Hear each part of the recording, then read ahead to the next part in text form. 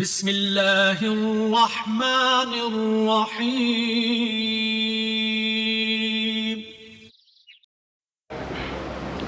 نحمده ونستعينه ونستغفره ونعوذ بالله من شرور أنفسنا ومن سيئات أعمالنا. من يهده الله فلا مضل له ومن يضلله فلا هادي له، وأشهد أن لا إله إلا الله وحده لا شريك له، وأشهد أن محمدا عبده ورسوله. يا أيها الذين آمنوا اتقوا الله حق تقاته ولا تموتن إلا وأنتم مسلمون. يا أيها الناس اتقوا ربكم الذي خلقكم من نفس واحدة وخلق منها زوجها وبث منهما رجالا كثيرا ونساء، واتقوا الله الذي تساءلون به والأرحام إن الله كان عليكم رقيبا. يا أيها الذين آمنوا اتقوا الله وقولوا قولا سديدا يصلح لكم أعمالكم ويغفر لكم ذنوبكم، ومن يطع الله ورسوله فقد فاز فوزا عظيما. أما بعد، فإن خير الحديث كتاب الله، وخير الهدي هدي محمد صلى الله عليه وسلم، وشر الأمور محدثاتها، وكل محدثة بدعة، وكل بدعة ضلالة، وكل ضلالة في النار. أعوذ بالله السميع العليم من الشيطان الرجيم من همزه ونفخه ونفثه. بسم الله الرحمن الرحيم. يا أيها الذين آمنوا كتب عليكم الصيام كما كتب على الذين من قبلكم لعلكم تتقون. رب اشرح لي صدري ويسر لي أمري واحلل عقدة من لساني يفقهوا قولي. سبحانك لا علم لنا إلا ما علمتنا إنك أنت العليم الحكيم، وتب علينا إنك أنت التواب الرحيم. تمام قسم کی تعریف، کبریائی، حمد و ثنا اس اللہ وحدہ لا شریک کے لیے لائق و زیبا ہے، جس نے اس ساری کائنات کی تخلیق فرمائی، ہماری ضرورتوں کے واسطے ہر ایک چیز کو مہیا فرمایا، ہماری رشد و ہدایت کے لیے انبیاء اور رسولوں کا سلسلہ جاری فرمایا اور ہمیں مسلمان بنایا۔ درود و سلام نازل ہو تمام انبیاء کرام علیہم الصلاۃ والتسلیم پر، خصوصاً امام کائنات، امام الانبیاء، افضل البشر، خاتم النبیین، شفیع المذنبین و رحمۃ للعالمین محمد صلی اللہ علیہ وسلم پر۔ اللہم صلی علی محمد وعلی آل محمد کما صلیت علی ابراہیم وعلی آل ابراہیم انک حمید مجید۔ اللہم بارک علی محمد وعلی آل محمد کما بارکت علی ابراہیم وعلی آل ابراہیم انک حمید مجید۔ معزز حاضرین جمعہ، عزیز بچوں، خطبہ مسنونہ کے بعد سورہ بقرہ سورہ نمبر 2 آیت نمبر 183 کی تلاوت آپ کے سامنے کی گئی۔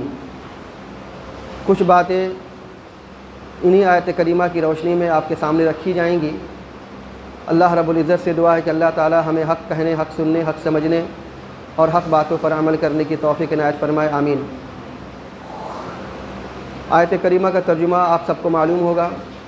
اللہ سبحانہ و تعالیٰ نے ارشاد فرمایا، یا ایھا الذین آمنوا کتب علیکم الصیام، اے ایمان والو تم پر روزہ فرض کیا گیا ہے، کما کتب علی الذین من قبلکم، ویسے ہی جیسے تم سے پہلے لوگوں پر فرض کیا گیا تھا، لعلکم تتقون، روزہ فرض کرنے کا مقصد یہ ہے کہ تمہارے اندر میں تقوی اور پرہیزگاری آ جائے۔ تقوی اور پرہیزگاری کس کو کہتے ہیں؟ تقوی اور پرہیزگاری کا مطلب یہ ہے کہ آدمی اپنے آپ کو گناہوں سے اور معصیت سے پاک کر لے۔ تقوی کا مطلب یہ ہے کہ چاہے آدمی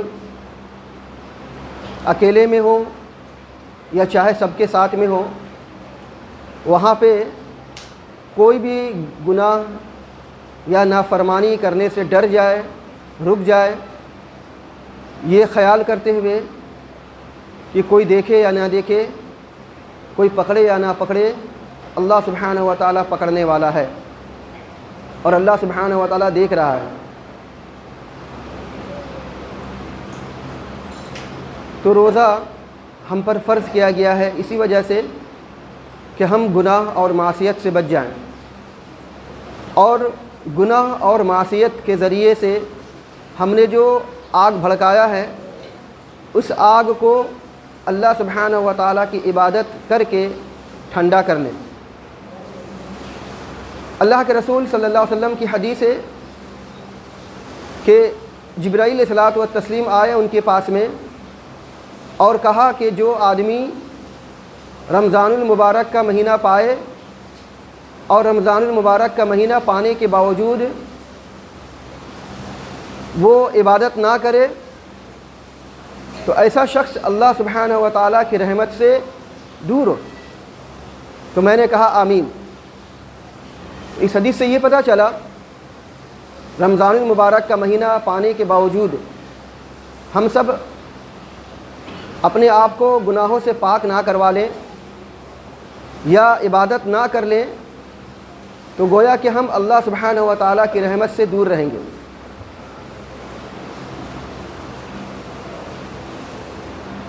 بہت سارے لوگ ایسے ہیں جو اس رمضان المبارک کے مہینے میں بھی نیکیاں نہیں کرتے،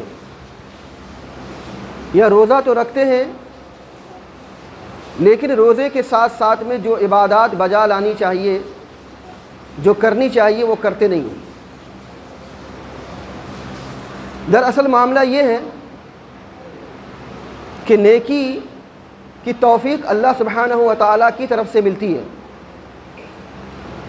اللہ ہی نیکی اور عبادت کی توفیق دیتے ہیں۔ صحیح بخاری کی حدیث ہے، اللہ کے نبی صلی اللہ علیہ وسلم نے ارشاد فرمایا من یرید اللہ خیرا یفقہہ فی الدین، اللہ جس کے ساتھ بھلائی کا ارادہ کرتا ہے اس کو دین کی سمجھ دیتا ہے۔ تو جو لوگ عبادت کر رہے ہیں، نیکیاں کر رہے ہیں، تو دراصل اس کے ساتھ میں اللہ کی بھلائی شامل ہے۔ لیکن جو لوگ اس رمضان المبارک کا مہینہ پانے کے باوجود، روزہ رکھ لینے کے باوجود عبادات کو بجا نہیں لاتے، قرآن کریم کی تلاوت نہیں کرتے، قیام اللیل بھی نہیں کرتے، اور نہ اپنے آپ کو گناہوں اور معصیت سے پاک کرنے کے لیے دعا کرتے اللہ رب العالمین سے، تو ایسا شخص سے گویا کہ اللہ سبحانہ و تعالیٰ اس کے ساتھ میں خیر اور بھلائی نہیں چاہتا۔ اس لیے ابھی جو وقت گزر چکا سو گزر چکا، ابھی جو وقت باقی ہے ان ایام کے اندر میں اللہ رب العالمین سے گریہ وزاری کرنی چاہیے، دعا کرنی چاہیے کہ اللہ ہمیں توفیق دے کہ ہم زیادہ سے زیادہ تیری عبادت کریں، اللہ ہمیں اس بات کی توفیق دے کہ ہم گریہ وزاری کریں، تجھ سے دعا کریں، استغفار کریں اور نیک بندوں میں شامل ہو جائیں۔ رمضان المبارک کا مہینہ ہر سال ہماری زندگی میں آتا ہے، ہم سب روزہ بھی رکھتے ہیں، بہت سارے دروس یا بہت سارے اسباق دے کر کے ہم لوگوں کو جاتا ہے، بہت ساری سیکھ ہم لوگوں کو بتلا کر کے جاتا ہے۔ لیکن ہمارا معاملہ یہ ہے کہ ہم نے روزوں کا کانسیپٹ یہ بٹھا کے رکھا ہوا ہے کہ صبح سے لے کر کے شام تک بھوکے اور پیاسے رہنا ہے، اور افطاری خوب پیٹ بھر کر کے کرنا ہے، اور اس کے بعد رات تک کھانا ہے۔ یہ ہمارے یہاں کانسیپٹ ہے۔ 2 ہفتوں سے لگاتار آپ کو جھجھوڑا جا رہا ہے، بتلایا جا رہا ہے، کوئی شوق نہیں ہے کہ آپ کو ٹھیس پہنچائی جائے یا اس طرح کی باتیں بتائی جائے۔ لیکن ہمارے سوسائٹی کے اندر میں یا ہمارے خود کے اندر میں جو باتیں دکھنے میں آتی ہیں اس سے آپ کو بیدار کرنا اور اپنی خود کی اصلاح کرنا بہت ضروری ہے، کہ یہی روزہ کا ہم نے کانسیپٹ بٹھا کے رکھا ہوا ہے۔ روزہ کا جب بہت سارے سیکھ ہیں، بہت سارے اسباق ہیں، ان اسباق میں سے ایک سبق یہ بھی ہے کہ روزہ ہمیں اوامر اور نواہی کا درس دیتا ہے۔ اپنی زندگی میں اوامر اور نواہی کا درس دیتا ہے۔ اوامر کا مطلب یہ ہے کہ اللہ تعالیٰ کے حکم کو بجا لانا، اور نواہی کا مطلب یہ ہے کہ اللہ تعالیٰ نے جن کاموں سے ہمیں اور آپ کو منع کیا ہے اس سے باز آ جانا، اس سے رک جانا۔ اس کی مثال کیا ہے؟ اس کی مثال یہ ہے کہ بندہ صبح صبح اٹھتا ہے، اللہ کے رسول صلی اللہ علیہ وسلم کے حکم کے مطابق یا ترغیب دینے کے مطابق سحری کھاتا ہے۔ سحری کھانے کے بعد اللہ تعالیٰ کا حکم ہوا رک جاؤ۔ آپ اس حکم کی تعمیل کے لیے پہلے سے ہی تیار رہتے. اتنے بجے سے لے کر کے اتنے بجے تک ہمیں کھانے پینے سے اپنے آپ کو روک دینا ہے. کھانا پینا حلال ہے, ہم محنت اور مشقت کرتے ہیں اور حلال طریقے سے روزی کماتے ہیں, لیکن اس کے باوجود بھی ہمیں کھانے اور پینے سے روکا جا رہا ہے. ہم بلا چوں چرا, بغیر کسی سوال جواب کیے, بغیر دائیں بائیں جھانکتے ہوئے ہم فوراً اللہ سبحانہ و تعالیٰ کی اس حکم کی تعمیل میں لگ جاتے ہیں کہ اللہ نے ہمیں منع کیا ہے کھانے پینے سے, رک جاؤ, ہم رک جائیں. یہ نواہی ہے. کیا صرف رمضان میں ہوگا یا جب ہم روزہ رکھیں گے تبھی ہوگا اور بقیہ زندگی میں؟ اللہ سبحانہ و تعالیٰ ہمیں کہتا ہے رک جاؤ, ہم کرتے رہتے ہیں. یہ چند دن ہے رمضان المبارک کے, ان چند دنوں کے اندر میں ایام معدودات کا لفظ اللہ سبحانہ و تعالیٰ نے استعمال کیا. چند دن, ان چند دنوں میں ہمیں پڑھایا جاتا ہے, سکھایا جاتا ہے, ٹریننگ دی جاتی ہے نواہی کی, رک جاؤ. اس ایک مہینے کے اندر میں ہمیں صرف نواہی کی ٹریننگ کرائی جاتی ہے, رک جاؤ. ہم رک جاتے ہیں لیکن سال کے 11 مہینے میں ہم نہیں رکتے. شاید ہی کوئی اللہ کا بندہ ہوگا جو رک جاتا ہوگا. حرام سے کم اپنے آپ کو تمیز نہیں کرتے, اللہ سبحانہ و تعالیٰ کی معصیت اور نافرمانی سے اپنے آپ کو نہیں بچاتے, اسی طریقے سے فضول خرچی کرنے سے اپنے آپ کو نہیں بچاتے, اور شیطان کے نقش قدم پر چلنے سے اپنے آپ کو نہیں روکتے. تو گویا کہ ہم نے صرف ایک مہینہ نواہی کے حکم کو بجا لایا, باقی سال کے 11 مہینے کو ہم نے ترک کر دیا. تو سبق ہمارا گیا کہاں؟ اور اس کے بعد اوامر. اوامر کا مطلب یہ ہے کرو. گھڑی کے اندر میں ایک سوئی ہوتی ہے جو سب سے بڑی ہوتی ہے, جو سیکنڈ کا کانٹا ہوتا ہے. اگر یہ سیکنڈ کا کانٹا 12 پر پہنچ جائے تو منٹ گھسک جاتا ہے, منٹ چینج ہو جاتا ہے, بدل جاتا ہے. لیکن اگر کسی وجہ سے سیکنڈ کا کانٹا 12 تک نہ پہنچے, اس سے پہلے ہی رک جائے, تو منٹ کا کانٹا رک جاتا ہے. بے عین نہیں یہی معاملہ ہمارے ساتھ بھی ہے کہ اللہ سبحانہ و تعالیٰ کا حکم ہے کہ جیسے ہی سورج غروب ہو جائے آپ افطار کر لو. ہم اس حکم کی تعمیل کے لیے اپنے آپ کو پہلے سے ریڈی کرتے ہیں, پہلے سے تیار کرتے ہیں, اور جیسے ہی اللہ کا حکم ہوتا اللہ اکبر اللہ اکبر, ہم فوراً اللہ سبحانہ و تعالیٰ کے حکم کی تعمیل میں لگ جاتے ہیں. اللہ نے کہا کرو, ہم الحمدللہ اس کو کرنے لگتے. تو رمضان المبارک کا یہ مہینہ یہ ہم سے روزہ رکھوا کر کے اوامر اور نواہی کا درس دیتا ہے.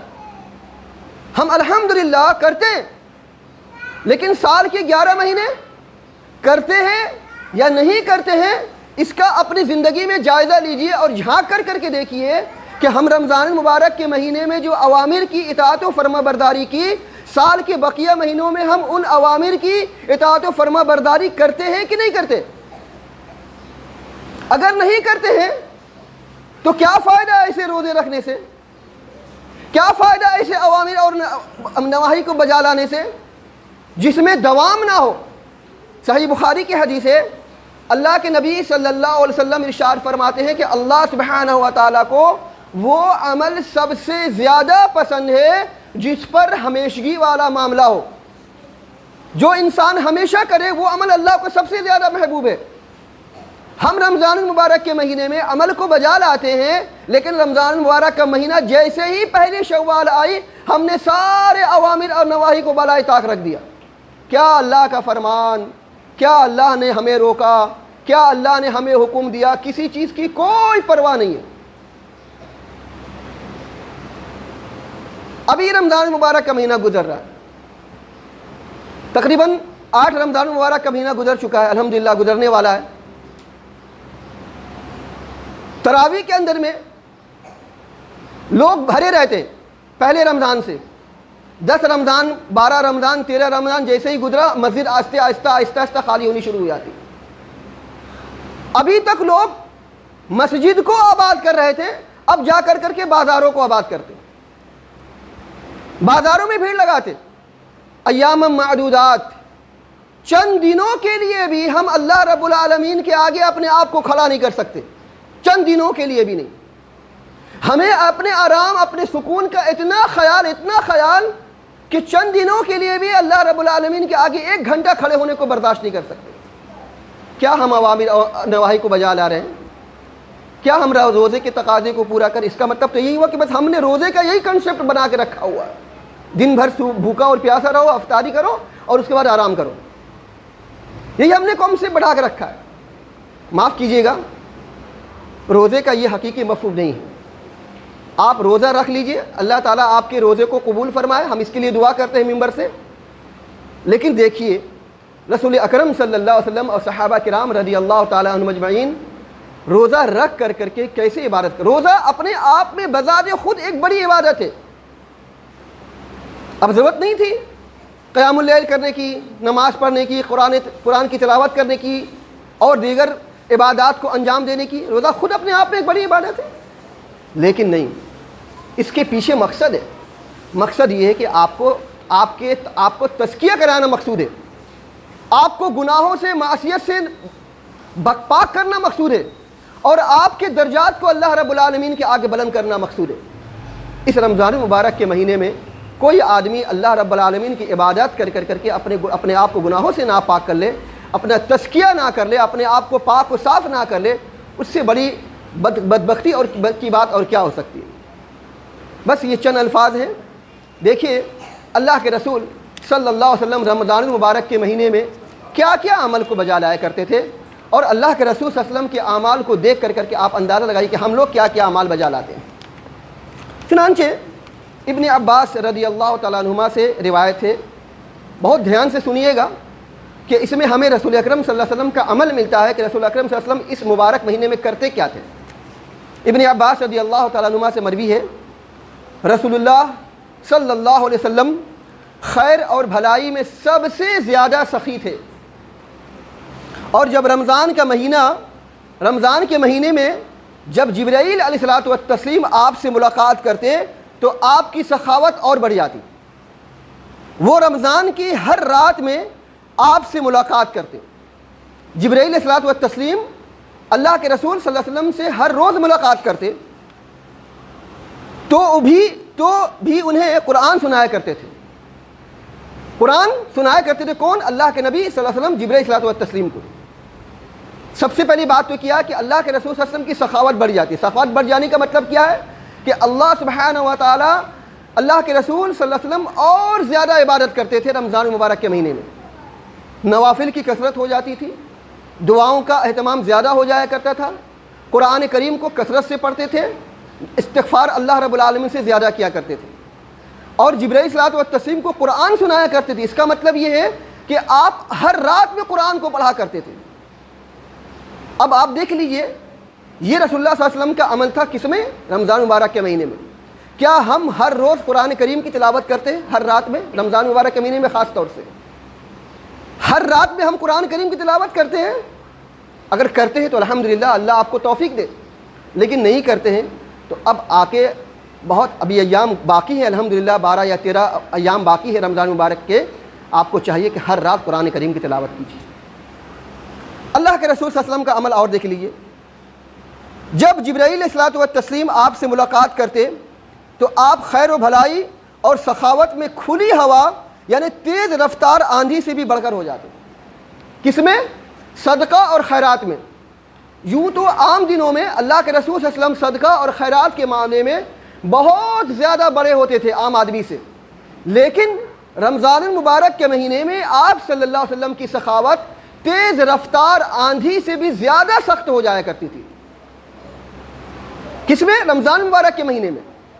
تو اس حدیث کے اندر میں ہمیں یہ پتہ چلا کہ رسول اکرم صلی اللہ علیہ وسلم رمضان المبارک کے مہینے میں نیکیاں زیادہ کرتے تھے، دعا استغفار اللہ رب العالمین سے زیادہ کیا کرتے تھے، ہر روز قرآن کریم کی تلاوت کرتے تھے، اور اسی طریقے سے رمضان مبارک کے مہینے میں آپ صلی اللہ علیہ وسلم زیادہ سے زیادہ صدقہ و خیرات کیا کرتے تھے۔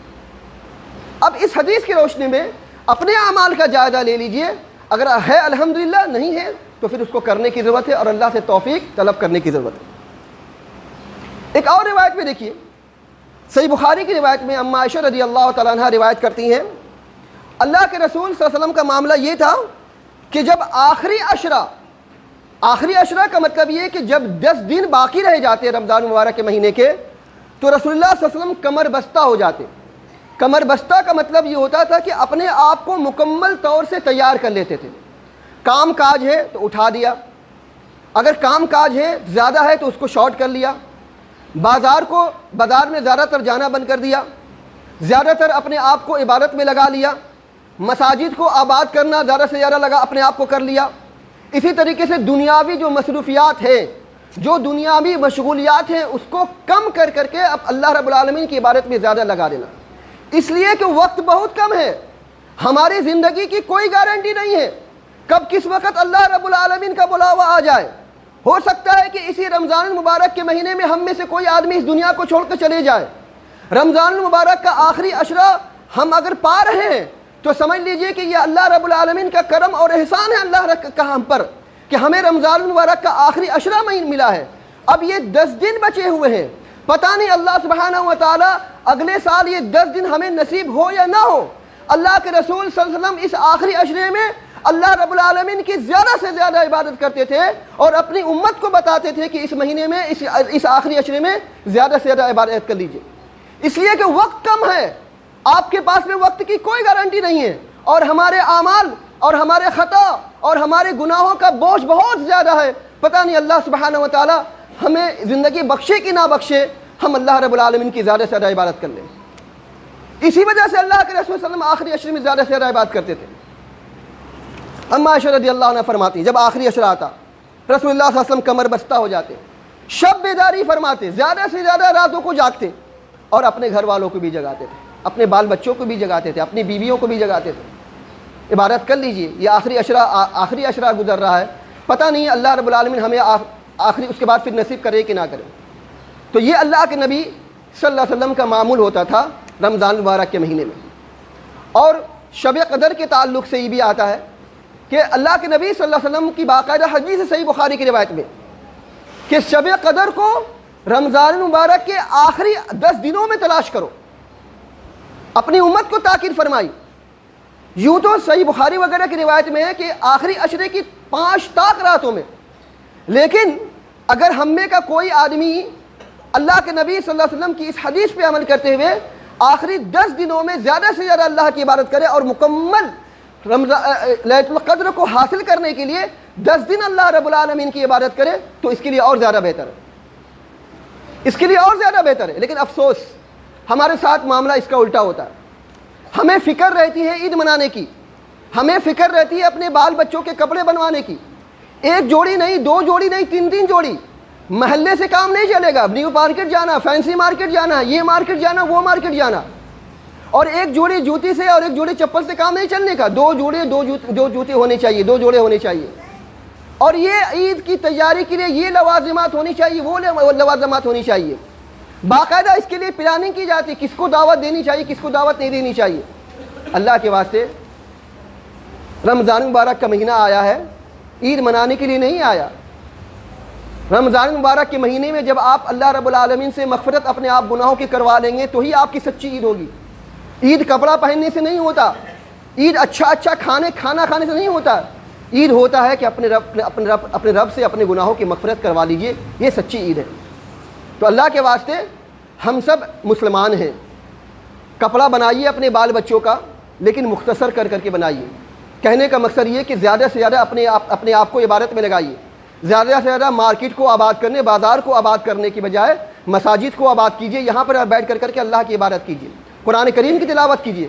اللہ رب العالمین نے اگر آپ کو مال و دولت سے نوازا ہے تو سخاوت اور زیادہ کیجیے، اس سے لوگوں کی ہمدردی بڑھے گی، غم گساری کا معاملہ ہوگا، ضرورت مند کی ضرورت پوری ہوگی، حقداروں کا حق پہنچے گا، اس سے آپ کی سخاوت اور بڑھے گی اور اللہ سبحانہ و تعالیٰ آپ کو اور توفیق عطا فرمائیں گے۔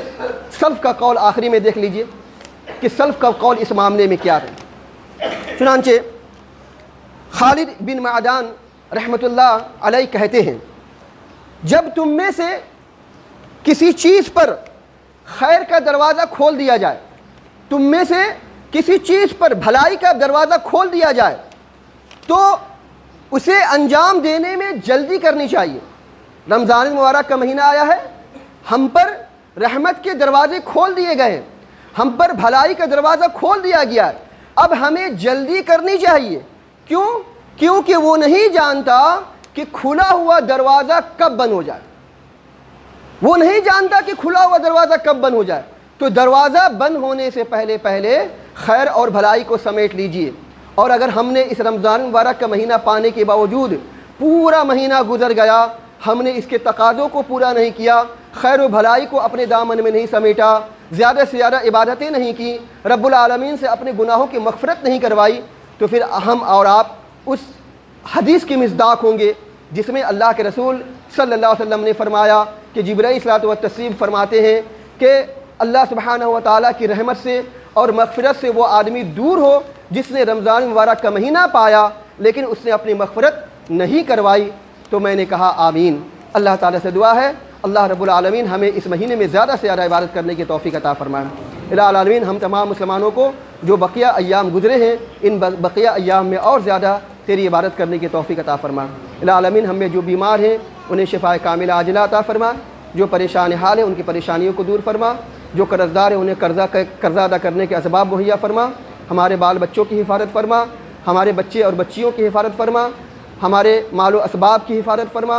الہ العالمین دنیا میں جہاں جہاں کہیں مسلمان پریشان حال ہیں الہ العالمین تو ان سب کی مدد فرما، ہمارے مدارس، ہماری مساجد اور ہمارے علماء کی حفاظت فرما، ہمارے علماء، ہمارے ائمہ اور ہمارے دعات اور ہمارے حفاظ کی حفاظت فرما۔ الہ العالمین تو ہم سب کی حفاظت فرما۔ الہ العالمین جب تک ہم جئیں کتاب اللہ اور سنت رسول اللہ صلی اللہ علیہ وسلم پر عمل کرتے ہوئے جئیں، اور جب ہمارا خاتمہ ہو انہی دونوں پر عمل کرتے ہوئے ہمارا خاتمہ ہو۔ اقول قولی ھذا واستغفر اللہ لی ولکم ولسائر المسلمین وآخر دعوانا الحمد للہ رب العالمین۔